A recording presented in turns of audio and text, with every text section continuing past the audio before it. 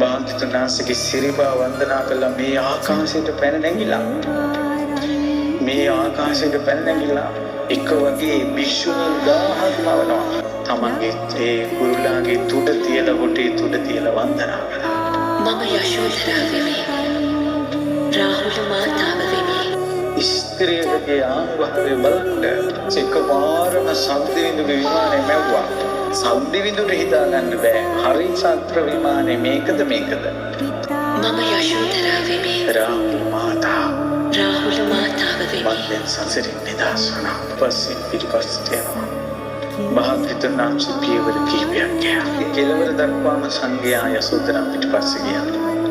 1000 භික්ෂුණීන් සමග භික්ෂුණී ආරාමයට ගිය යශෝධරා එදා රැ අර්ධ පර්යන්කින් ඉඳගෙන භාවනාවට සමවැදුණා